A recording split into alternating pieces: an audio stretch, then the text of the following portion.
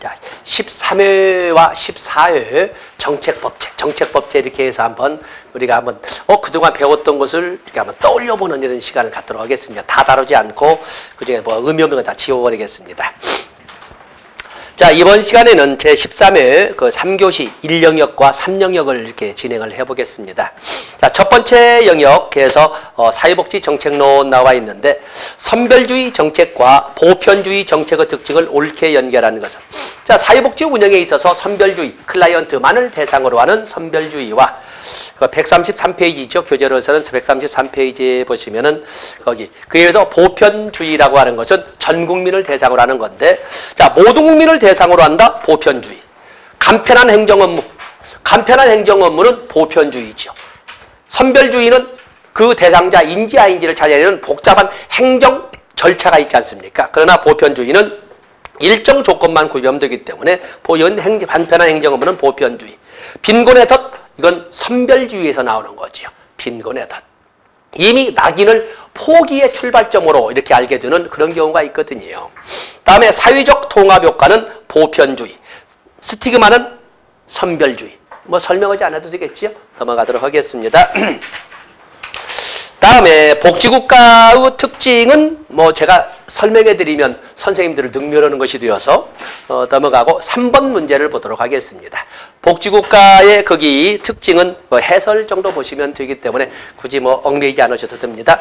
3번 문제 135페이지 보시면 에스핑 앤더슨이 분류한 복지국가 유형에 관한 설명으로 옳지 않은 것은, 거기에 보시면 자유주의, 조합주의, 사회민주주의로 나누어서 설명을 하고 있는데, 거기 보면 자유주의 복지국가는 시장의 효율성과 근로의욕 고취를 강조한다. 자유주의 복지국가, 자유주의는 시장맹신적 입장이죠. 자유주의는 시장맹신의 입장에 있습니다. 그렇기 때문에 좋고, 그 다음에 자유주의 복지국가는 시장 규제 완화와 복지 축소를 통해 복지국가 위기 타개를 모색하고 있다. 자유주의 복지국가에서는 바로 이런 시장 맹신적 입장이기 때문에 시장에 대해서 간섭을 하는 것을 거부하는 입장에 있다라고 보시면 됩니다.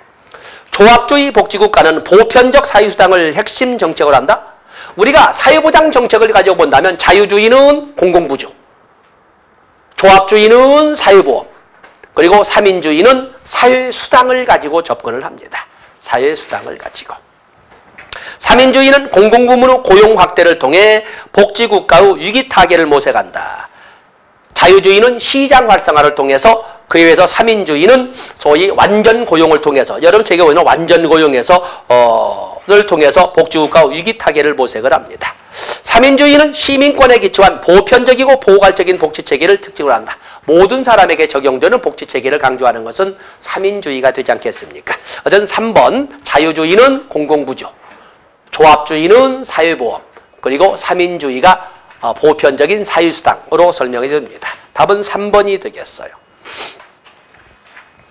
다음에 4번 볼 것도 없고, 다음에 5번을 보시면 5번. 자, 5번도 단답이 되는데 여기에는 아주 복합적으로 문제를 내서 5번은 제가 그냥 폐기하겠습니다. 5번은 그냥 선생님들 우리가 배운 것은 3대 영역으로 출제되는 것은 유렌스키와 르보의 자녀적 모형과 제도적 모형 아시지요?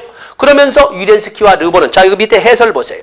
유렌스키와 르보 그러면 자녀적 모형과 제도적 모형인데 복지국가의 모형도 분류를 했어요. 거기다가 유렌스키와 르보 옆에다가 선진, 중진, 후진 복지국가로 나눈 것이 유렌스키와 르보가 되겠어요. 그래서 복지국가를 유렌스키와 르보는 선진 복지국가, 중진 복지국가, 후진 복지국가로 이렇게 나눴던 것입니다. 그 다음에 뭐 티트머스는 다 알고 있고, 조지와 일딩 알고 계시잖아요. 조지와 일딩. 그래서 개정 모형, 1994년에 수정 모형으로 신우파, 중도노선, 삼인주의, 마르크스주의에다가 새로이 신설된 것이 페미니즘과 그리니즘, 녹색주의가 새로이 신설되었다는 것도 알고 계십니다. 다 같이 집어넣고, 그 다음에 퍼니스와 틸트는 여러 번 강조했죠. 함정에 넘어가지 말자 했더니 문제가 여전히 나왔습니다. 그래서 적극적 국가, 사회보장국가, 사회복지국가로, 소극적 국가는 없다는 것도 제가 여러 번 강조를 했고, 또 중요한 것은 적극적 국가가 우리가 아는 적극 국가가 아니었다는 거. 그래서 퍼니스와 틸튼이 말하는 적극 국가는 얼마나 기업에 대하여 국가가 적극적으로 개입을 해주느냐, 친기업 국가를 적극 국가라고 해서 미국형이라고 했다는 것도 말씀을 드렸습니다. 미국형. 그래서 5번은 넘어가겠습니다. 다음에 6번 문제를 보시면은요.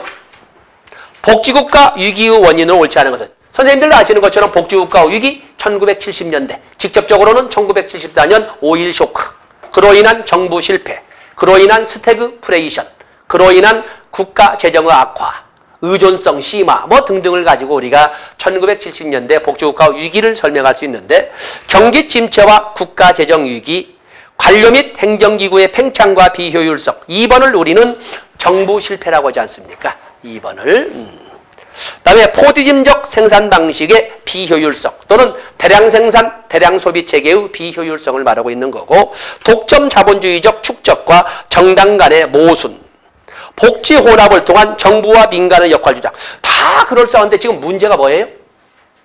원인을 물어봤잖아요. 원인. 지금 여기는 민영화라든지 복지혼합을 다른 말로 복지다원주의라고 하는 것은 그에 대한 대책으로 나온 거 아니겠습니까? 근데 이제 문제는 3교시에 점심 먹고 굉장히 마음이 너그러워지면서 이런 것이 처음에는 문제를 여기에 원인 물어봤네 하다 읽다 보면 3번 보다가 문제를 잊어버리고 이렇게 접근할 수 있거든요. 그래서 약간 그럴 때 제가 선생님들이 꼭 바카스 장난할 때는 바카스 다른 사람 떨어뜨리는 시험은 아니지만은 내가 잘해야 하잖아요. 그래서 전에 것들은 아침에는 속효성 두통약이라든지 또 정로환 갑자기 신경이 민감해지면 막 배앓이 오고 막 그렇거든요. 그거 가져가야 되고 또 우황청심환 필요하든 않든 간에 있으면 나중에 집에 쓰면 되는 거니까 우황청심환 괜히 그 공무원 시험처럼 물로 든 거 말고 환으로 든 거 가져가시고 또 그런가 하면은 바카스도 가져가시고 자유시대도 가져가시고 사실 아침에 자유시간? 자유시도 뭐 이렇게 사실 한 입이죠. 한 입이지 뭐 그거 다 까먹겠습니까? 공무원 시험은 정말 의도적으로 막 소리 내면서 먹거든요. 먹는 순간 7명 떨어져 버리는 거예요. 그냥 완전히 분위기가. 왜냐하면 당신의 불행이 나의 행복으로 직결되는 거거든요. 그 자리는 공무원 시험은. 그렇기 때문에 의도적으로 특히 성대나 한대 같은 데는 뭐 아주 학교 차원에서 그 작전합니다. 작전 막 시험지 탁 부러지면 다 왔어 주위에서 그러는 순간 막 앞에 있는 애가 어떻게 할까? 근데 앞에서 다 왔네 하는 순간 옆에 10명 떨어지는 거야. 완전히. 근데 우리는 누구 떨어뜨리는 시험은 아니지만 근데 내가 긴장을 풀어야 되니까 그래서 사실 얼풋 배고프거나 얼풋 졸릴 때 그때 내가 살아나와야 되는데 그때 이제 바카스 그것도 그냥 플라스틱으로 하면 소리 안 나. 우두둑 소리 나는 거 있죠? 그 주석으로 든 거. 그런 거. 근데 막상 가면은 시험이야 100분이든 200분이든 시험인데 왜 못 보게 돼? 멍하니 송혜교 눈 해가지고 이거 보지요. 이렇게 보기야. 근데 내가 시험을 본 것인지 그냥 답 달고 온 것인지 모르고 막 가거든요. 그래서 한번 긴장을 절대 풀지 않도록 이렇게 해주셔야 됩니다. 어떤 답은 5번. 이건 대책으로 나온 거죠. 대책으로. 다음에 7번 문제를 보시면 사회정책 이론 반드시 나온다. 사회정책 이론, 복지국가 이론 나와 있는데 산업화 이론.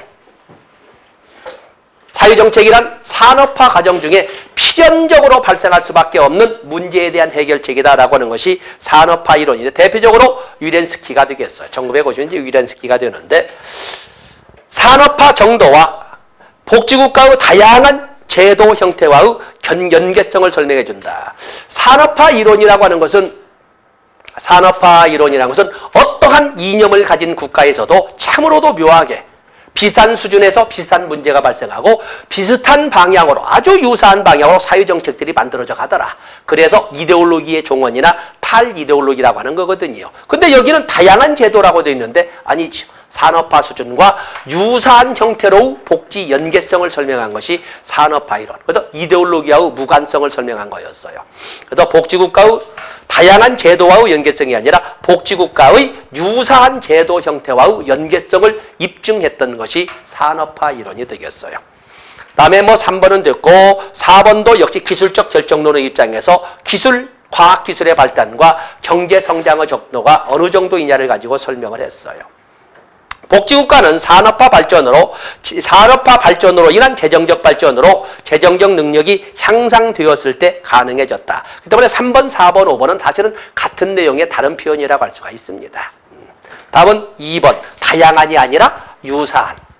탈이데올로기 또는 이데올로기의 종언이라고 하는 것이 산업화 이론이 되겠습니다.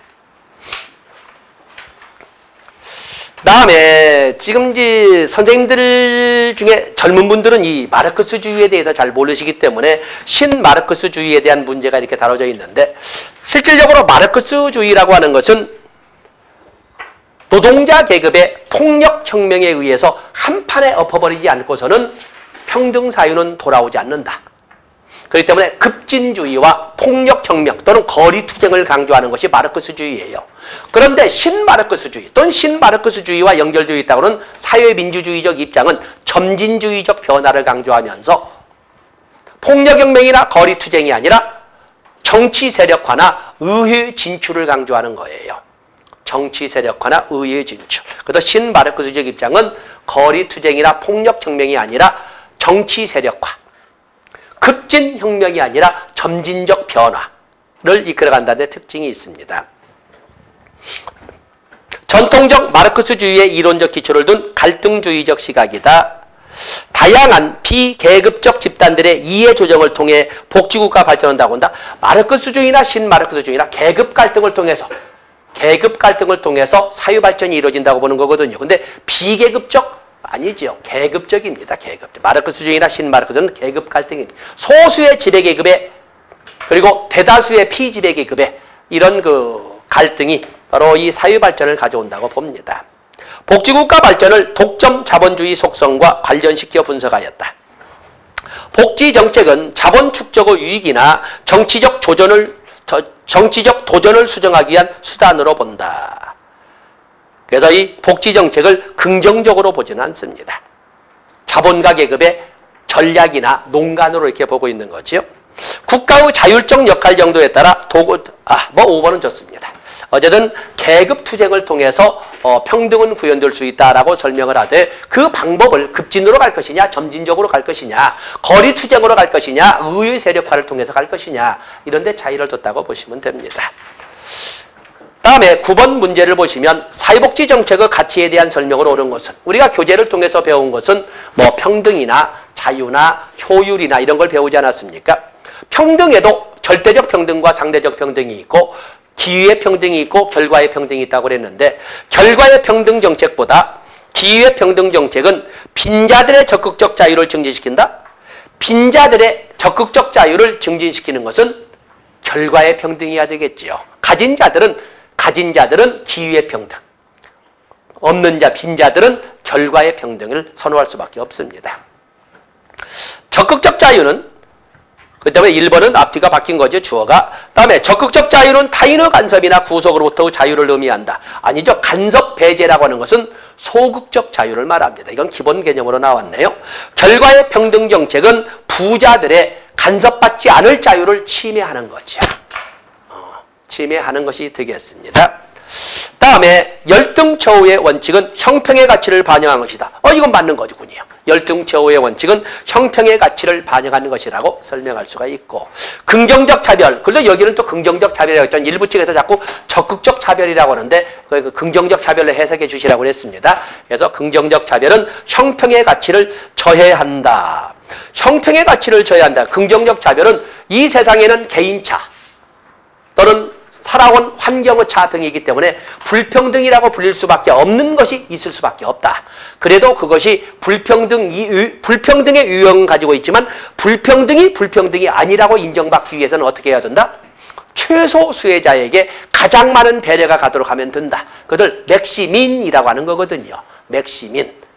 그래서 사실은 긍정적 차별은 형평의 가치를 추진한다라고 설명을 합니다. 왜냐하면 모든 사람이 진짜 평등을 가려면 태어나는 순간부터 모두가 가지고 있는 자질 환경까지도 똑같아야 되는데, 너는 황금의 열쇠를 가지고 태어났고 얘는 흙 수저도 같이 못 오고 태어났는데 거기에다가 똑같이라는 말은 소용이 안 된다는 거예요. 그렇기 때문에 네가 가지고 있는 위치에서 지하로 빠져있는 애들에게 어느 정도를 태워주는 것은 그것은 당연히 국가로서의 책임 수행이라고 해야 된다.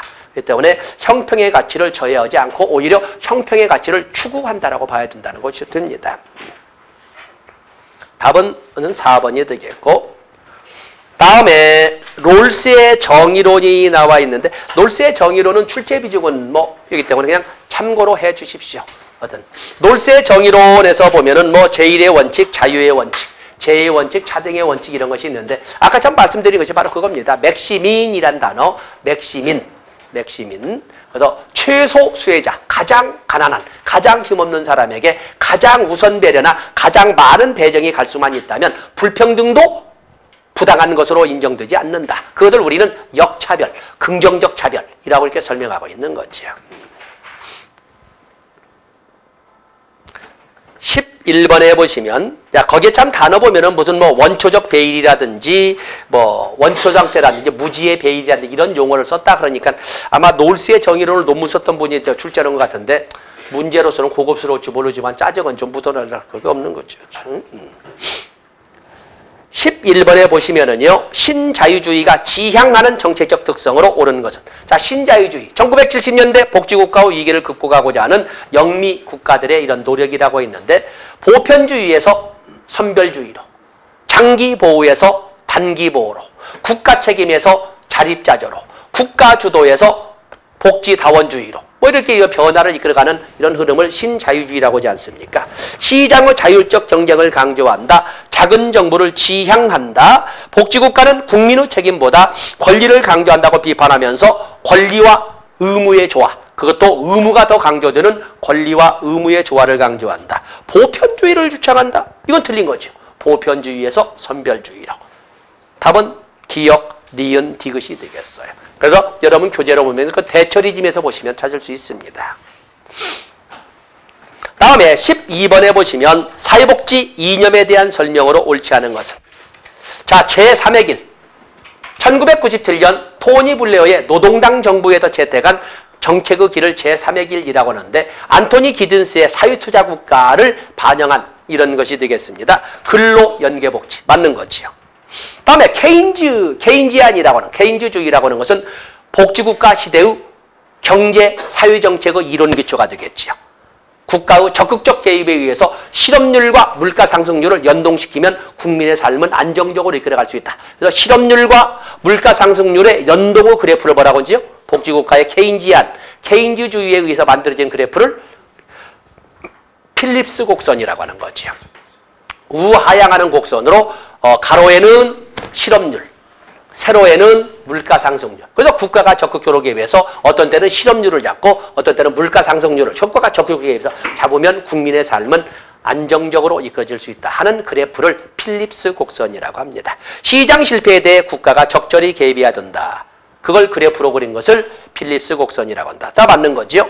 페이비안 사회주의. 페이비안 사회주의는 오늘날에는 잘 쓰지 않고 그냥 사회민주주의라고 하죠. 사회민주주의는 어떻게 하자? 가족 비용을 미리 우리가 에스핑 앤더슨의 본 것처럼 가족의 비용을 미리 사유화시켜서 가족 부담을 최소화하게 하자. 그래서 어느 가정이나 간에 거의 비슷한 중산층으로서의 삶을 이끌어가도록 하자.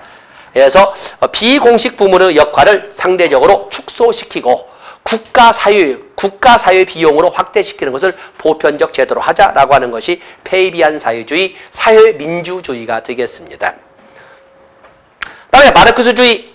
복지국가는 계급 갈등의 결과이다. 어떤 마르크스주의든 신마르크스주의는 계급 갈등을 강조한다는 거죠. 반집합주의. 반집합주의는 우리가 신우파라고 조지와 일딩에서 신우파라고 하는데 신우파는 시장, 경쟁, 어떤 신우파든 자유주의든 신자유주의든 간에 강조하는 것이 바로 시장, 경쟁, 개인, 자유, 성장, 효율 이런 단어들을 강조하지 않습니까? 그렇기 때문에 개인의 자유와 선택을 제한한다. 그래서 사회복지는 즉 국가의 개입은 오히려 개인의 자유를 제한하니까 국가의 개입은 가능한 한 없었으면 좋겠다. 이 말을 지금 하고 있는 거죠. 답은 3번이 되겠습니다. 다음에 13번에 보시면 국기법상 사회적 할당의 핵심 기준은. 자, 우리가 하면 사회적 할당의 기준은 정책론에서 볼 적에 귀속적 욕구, 보상, 진단, 자산조사가 있는데 우리가 사회보장 정책과 연결시켜서 우리가 판서를 넣을 적에 귀속적 욕구는 사회수당에서 그에 비해서 보상은 기여한 만큼이니까 사회보험에서 그다음에 진단은 전문가의 판단이 필요하니까 사회 서비스에서 도움이 필요한 아동인지, 도움이 필요한 아동 장애인인지, 도움이 필요한 노인인지 알아봐야 되지 않습니까? 사회 서비스에서. 그에 비해서 자산조사는 공공부조에서. 국기법은 자산조사의 근거법이 되지 않겠습니까? 그래서 자산조사에 대해서 당연히 그걸 살짝 해서 자산조사, 소득인정액 조건을 말하는 거지요. 그러면 소득인정액은 뭘로 구성되어 있다? 소득평가액 플러스 재산의 소득환산액. 그래서 소득과 재산으로 이렇게 표현을 하고 있는 것입니다. 넘어가 되겠지요?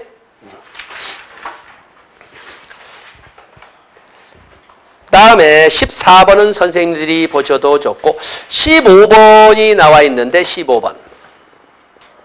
15번은 사실은 단답식 문제를 정책학이나 행정학을 강의하다 보면 이 이론들을 다루긴 합니다. 그런데 여기 보면 정책 결정 과정에는 정책 대안의 흐름, 문제의 흐름, 정치의 흐름이 존재한다. 바로 이 정책 결정에서 반드시 반영되어야 될 세 가지가 바로 문제의 흐름, 그 문제를 해결할 수 있다는 해결책들의 흐름, 정책 대안의 흐름, 그리고 우연한 사건이라고 하는 정치의 흐름, 이 세 가지가 우연히 뭉쳐졌을 때 정책이 발표되곤 하더라 하는 것이 정책창 흐름 또는 흐름창 흐름이라고, 흐름창 모형이라고 하는데, 이 정책창 모형, 흐름창 모형의 근원은 쓰레기통 모형이 되겠어요. 그래서 쓰레기통 모형을 기초로 해서 1984년에 킹던이 발표했던 이론이 바로 정책창 모형 또는 흐름창 모형이 되겠어요. 사실은 그 정책창 모형을 싹 바꿔서 쓰레기통 모형으로 이렇게 표현한 거였어요. 쓰레기통 모형은 똑같이 우연히 정책 결정에 필요한 4요소가 만났을 때 정책 결정이 되더라 하는 이론이거든요. 그것을 변형시킨 것이 바로 정책창 흐름, 정책창 모형이 되겠습니다. 답은 1번이 되겠어요. 다음에 16번에 보시면 우리나라 사회 서비스 확대에 따른 정책 변화를 분석한 내용으로 오는 것은, 자, 문장을 길게 했습니다만 사회 개념의 변천에 대한 설명으로 옳은 것을 찾으라고 했습니다. 거기 보면 보편주의에서 선별주의로 땡 틀린 거죠. 선별주의에서 보편주의로. 다음에 제한된 서비스에서 다양한 서비스로. 그렇죠. 이건 맞는 것이 되겠네요. 다음에 공공기관 중심에서 복지다원 또는 공사 혼합 경제로. 다음에 서비스 제공자에게 주던 재원 지원 방식에서 이제는 클라이언트에게 직접 지원하는 방식으로. 옳은 것을 모두 고르면 제한된 서비스에서 다양한 니은번, 니을번, 니은번, 니을번. 좋습니다. 다음에 17번이 좋습니다. 17번 넘어가십니다. 18번. 18번을 선생님들이 보시면 공적연금에 대한 설명으로 옳은 것을 모두 고르면, 자, 우리가 공적연금은 다 사실은 국가가 관련된 공적연금이죠. 하물며 장애인연금도 기초연금도 다 공적연금 아닙니까? 그런데 연금이란 이름은 붙어 있으나 거기에는 공공부조적 성격을 가지고 있는 것이고, 우리가 공적연금이라고 할 적에는 기여도가 반영된 연금이라고 할 때 공적연금이 나올 수가 있는데, 국민연금과 4대 직영연금이 있죠. 우리가 전에 공무원 시험을 한번 풀어보면서 마침 다뤄봤습니다만 4대 직영연금으로선 가장 먼저 만들어진 공무원연금, 군인연금, 사립학교 교직원연금, 그리고 별정우체국 직원연금, 이렇게 4개가 있지 않습니까? 그래서 보시는데 거기 보시면 공적연금제도, 여기는 연금제도를 물어본 것이 아니라 평가를 물어봤고 있네요. 효율성 평가는, 보통 효율성 평가는 투자비용 대비 산출로 계산하지요. 정책평가는 정책수단의 사업평가와 연결되어 있다. 그래서 그 정책이 제대로 수행되는가는 사업의 성과로 평가, 사업 성과 평가로 이루어집니다. 정책 효과성 평가는, 효과성이라는 것은 목표 달성도를 알아보는 거죠. 그래서 정책 목표의 달성 여부를 알아보는 거다.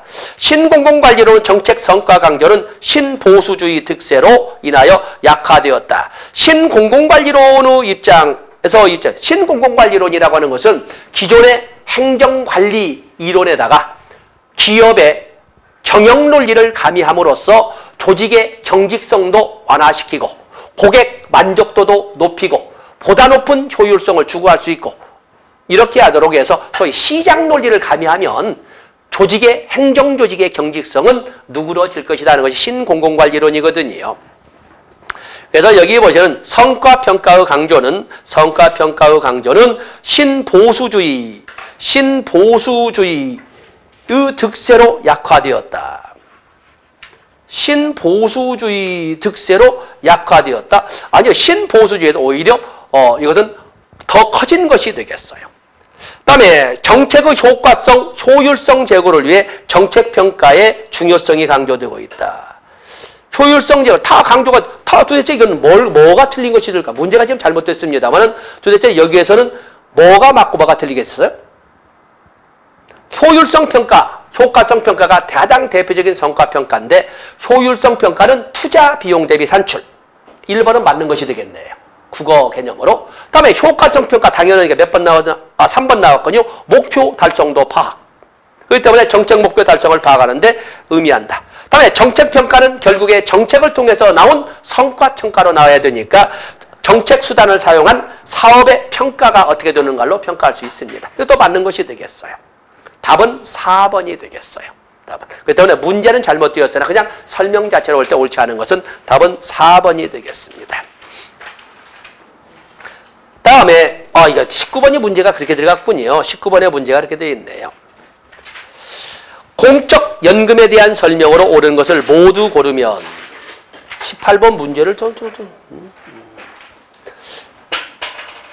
공적 연금을 선생님들이 보시면 적립 방식에 비해 부가 방식이 인구 구성 변동에 더 취약하다.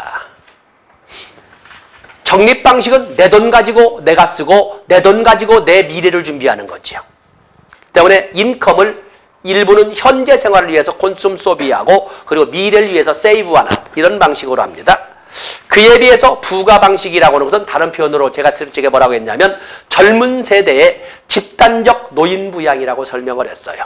젊은 세대의 집단적 노인 부양. 때문에 인구 구성 변동에 더 취약한 것은 부가 방식입니다. 부가 방식. 때문에 이 노인들에게 내가 번 돈을 가지고 생활하고 일부는 뚝 띄어서 노인들의 생활비로 내놓다가 우연히 뒤를 봤더니 내가 늙었을 때 내 생활비를 내놓은 애들이 안 태어나네?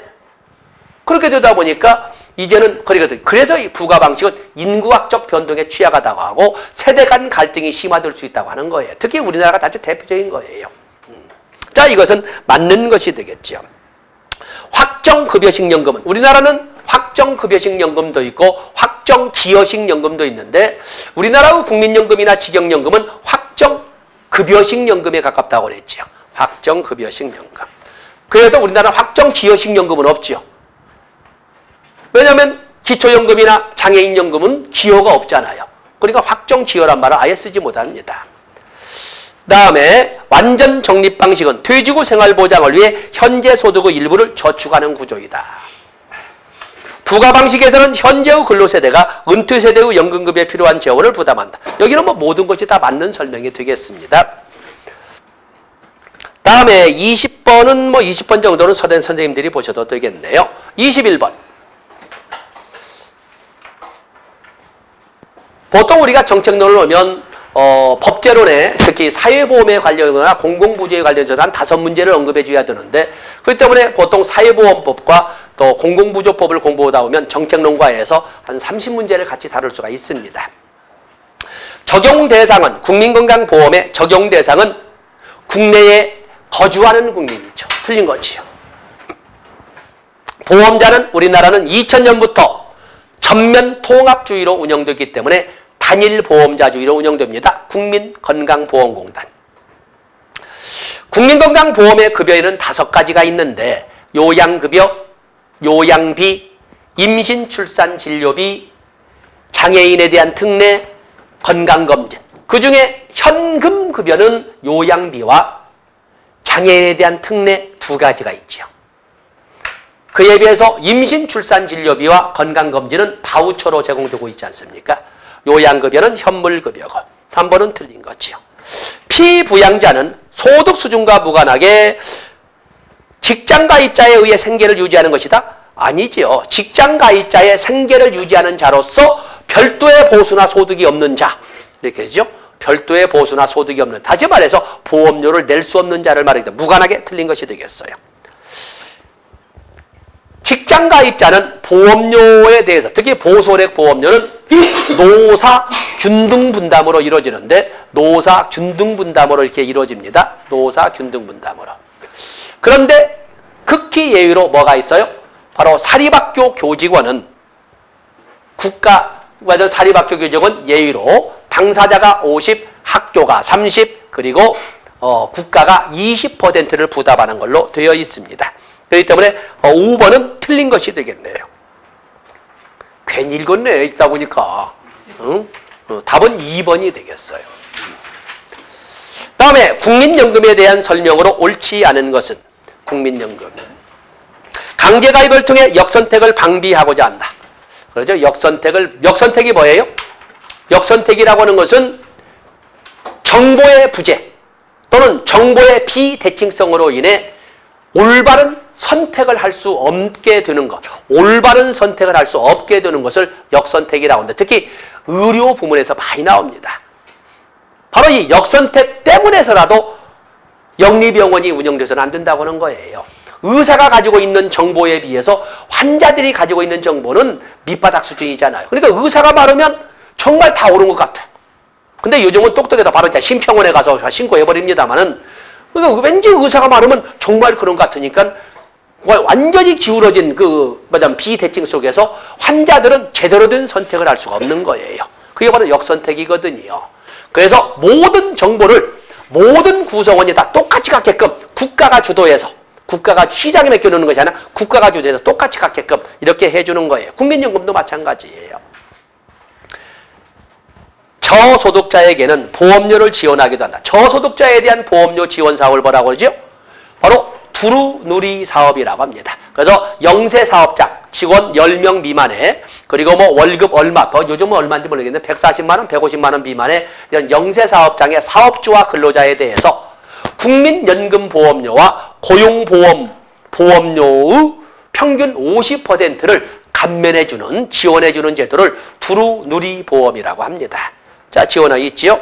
급여 수준의 실질적 가치를 유지하고 온다. 우리나라는 국민연금의 보험료나 급여를 산정할 때 전국 소비자 물가 변동률을 반영하거든요. 보통 우리가 사회보험과 민간보험을 비교할 때 사회보험은 전국 소비자 물가 변동률을 반영하니까 인플레이션 대책이 준비되어 있다는 데 비해서 민간보험은 적용이 없다 이렇게 표현하고 있거든요. 그거고 민간의 위탁 적용하는 것이 일반적이다? 미쳤다. 그렇죠? 사회보험은 사회보장기본법 규정에 의해서 사회보험은 국가 책임으로, 공공구조 및 사회서비스는 국가 및 지방자치단체의 책임으로 행함을 원칙으로 한다 이렇게 되어 있습니다. 전국민을 대상으로 가입 대상자를 확대하는 경향이 있다. 이미 우리나라는 1999년에 전국민 연금시대가 도래하지 않았습니까? 전국민. 바로 이 1999년에 전국민 연금시대를 끌어오기 위해서 거기에서 빠져있는 사각지대, 그동안 나이 때문에 가입하지 못했던 노인세대의 소득보장을 위해서 뭘 만들어?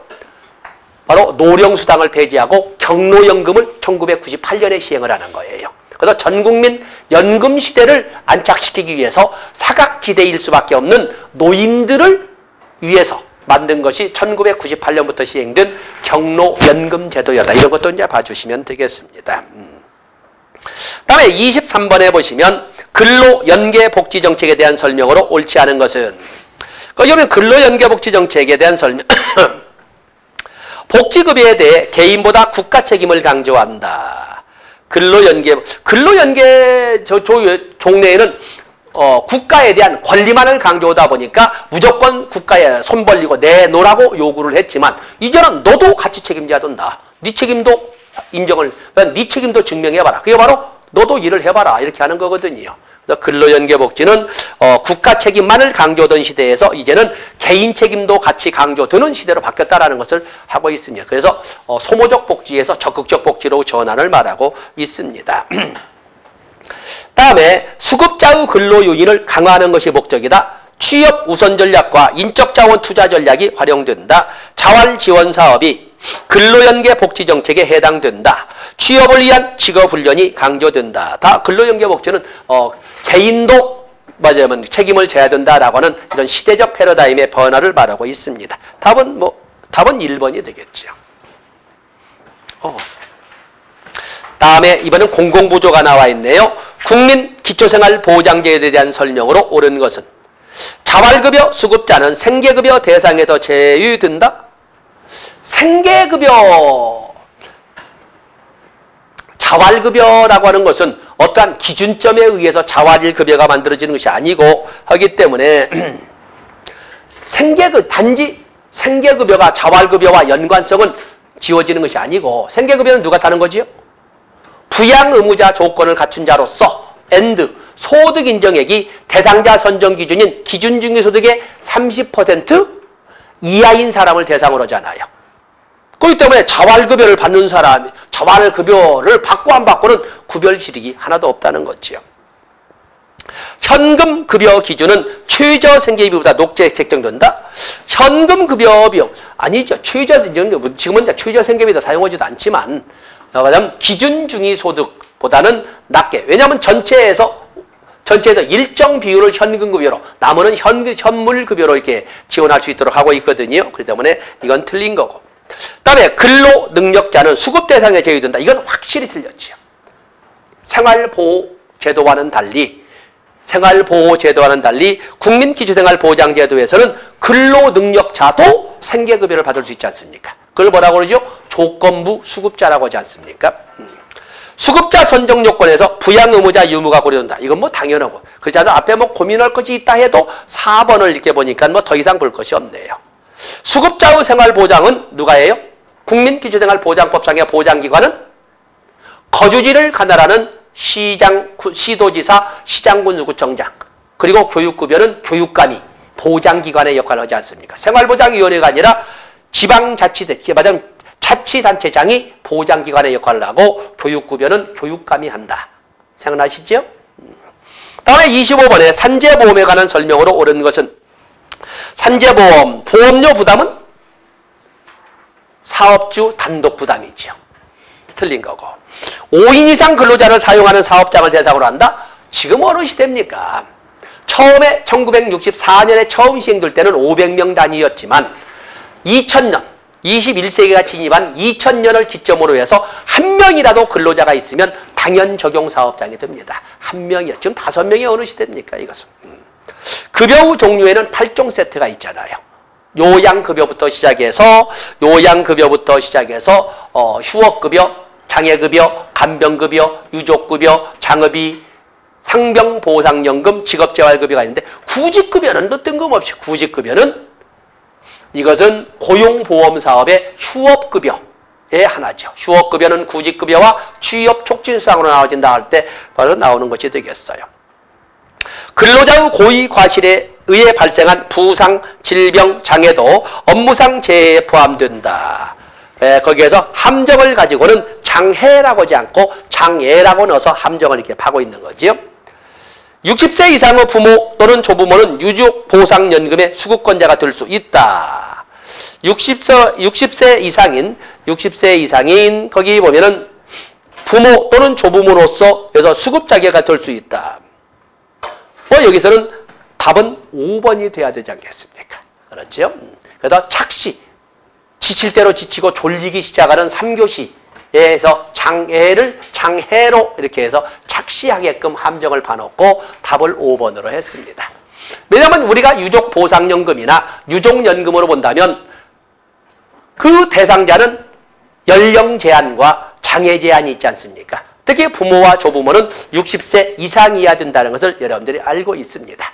그리고 이 장애보상연금의 자녀나 손자녀는 19세 미만이어야 된다는 것도 알고 있습니다. 자, 벌써 25문제 끝났군요. 가만히 보면은 들을만 하지 않습니까? 깜깜하지만 막상 하다 보면 알만하겠다 이렇게 해서 지금 아직 안 풀어진 데는 다시 한번 체크하셔서 페이지 한번 넘겨주시면 선생님 것이 될 겁니다. 자, 잠시 좀 쉬셨다가 이제 법제로를 통해서 이미 한 5문제는 봤으니까 법제로를 보도록 하겠습니다.